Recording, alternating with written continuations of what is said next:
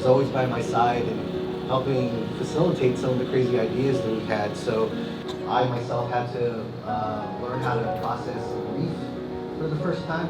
When we built Kapwa Gardens, this was my way of processing grief and loss, was taking those negative emotions and really trying to build some beauty out of it. I think this is a great healing moment, not just for me personally and for Marco's family, but for our whole community. You know, there are other ways for our community to gather. I know that this is also about celebration, but it is also about deep contemplation about the cycle of life. And I think that's what Kapwa Gardens means. It is the cycle of life. You know, we have loss, but then there is also creation in the void. And so when we couldn't meet, I was just like devastated. And so I wanted to do something for my family members who are here today, and also all the community that showed up and also lost loved ones during the pandemic. Need guidance in our healing and transformation. My vision for this particular project incorporates painting portraits of community ancestors. The Filipino culture has something called a parol. It is for Christmas time. It's these beautiful stars that light up for Christmas, and her idea is all the ancestors have this light within them that passes on to their descendants, and she wanted that light to keep shining for all of you. Being Filipino, he was definitely different.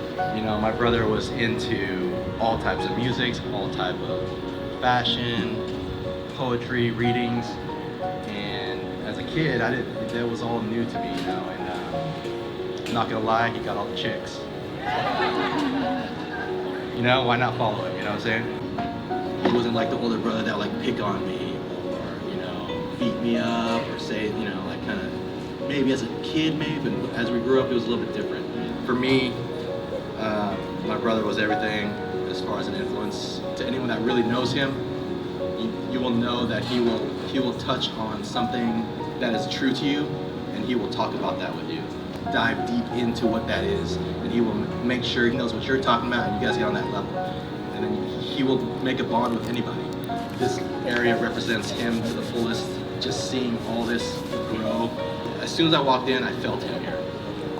And I'm not gonna lie, I was really scared to come up here. It's been very hard for me and my family. I lost him right before COVID, and it was obviously the world changed. I still don't know how he would be in this world today, but I know he'd be cracking jokes.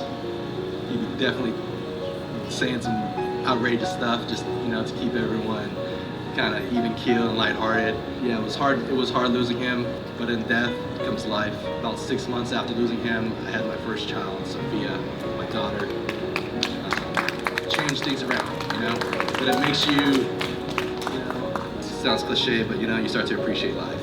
One thing my brother did, he definitely lived life to the fullest, the way he wanted to, and he did it on his terms. Definitely gone too soon, but I know he's here with us today. I'm really proud of what's going on here, because he's been doing it since day one with Dez. You know, like, it's kind of crazy to see all this all come to fruition. Thanks again. I love all you guys. I don't even know you guys. Just the fact that you're here, thanks to the artist TT out here doing all the murals. This is a special day, but it was definitely a hard day as well. I actually feel a lot better now that I'm here, even speaking with you guys. Thank you guys. You know, it's about my mama. Definitely, she's still in my heart, and I feel today. But I was detained here, and I couldn't go and be close to her. And she was calling me every day and say, I'm going to leave these woods, and don't come to see me. And eventually, she passed, and I wasn't able to be close to her. And I came back, and I haven't had time to go back and mourn her. But she's still all around me. She hasn't been gone. She's always around me. She's closer and closer and closer. So I just feel like the ancestors are here, and my intention behind this too was not just our healing, right, but also for our ancestors to all come together and sort of party with us today in this afterlife celebration and meet together and chismis and do all the things that they would have done while they were here with us. So just know, like, we're here, but we also bring all our ancestors with us wherever we go, right? Not just All Souls Day, not just today, but wherever we go. And I feel like our healing is also their healing. It's so different, you know, how I've come to transition and experience death. The first one that really broke me was when my niece had passed away. But let me tell you, the beautiful thing when that happened is that my spiritual gate went up, and I went into like this deeper transition and deeper journey with myself and being in connection with myself, with spirit, with the ancestors, with the creator. And after that, last year, around September, my mother took her last breath. And I just want to let you all know that there's a lot of grief that can happen. But me, I knew that she was coming. My mom had been sick for a long time. So it's like I took this whole time to prepare for this moment when I could be there with her, to send her into ultimate love, because that's what happens.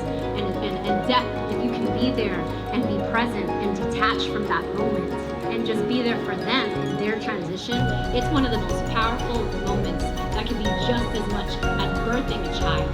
You know, I have not yet birthed a child, but I have witnessed some childbirths, and then she took her last breath and then she was gone.